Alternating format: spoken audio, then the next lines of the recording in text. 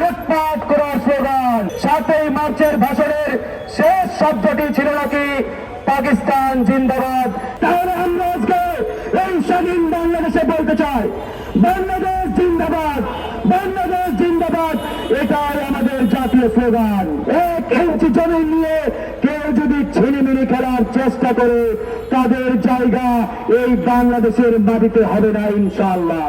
জয় বাংলা স্লোগানকে বাংলাদেশের জাতীয় স্লোগান হিসাবে প্রতিষ্ঠা করার জন্য এদেশীয় ভারতীয় বুদ্ধিজীবীরা উঠে পড়ে লেগেছে। তারা বলতে চায় জয় বাংলা নাকি বাংলাদেশের স্লোগান, জয় বাংলা নাকি মুক্তিযুদ্ধের স্লোগান।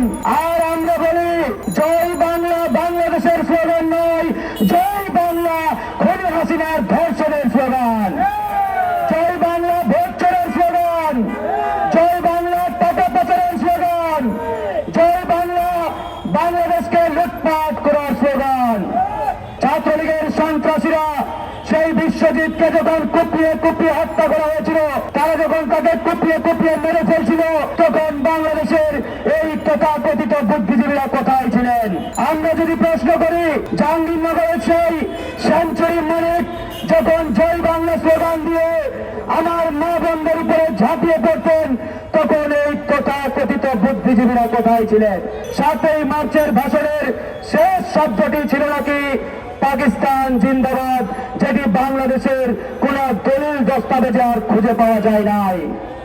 আমরা প্রশ্ন করতে চাই, এই পাকিস্তান জিন্দাবাদ যদি শেখ মুজিবুর রহমান দিয়ে থাকে, তাহলে আমরা আজকে এই স্বাধীন বাংলাদেশে বলতে চাই বাংলাদেশ জিন্দাবাদ, বাংলাদেশ জিন্দাবাদ, এটাই আমাদের জাতীয় স্লোগান। শুধু ভারতকে দেওয়া ইকোনমিক জোনগুলো বাতিল করলেই হবে না, একই সাথে দীর্ঘ 17টি বছর ভারতের সাথে যে সকল অবৈধ চুক্তি করা হয়েছে, লেনদেন করা হয়েছে, সে সকল চুক্তি বাতিল করে জনগণের সামনে এটা উন্মুক্ত করে দিতে হবে।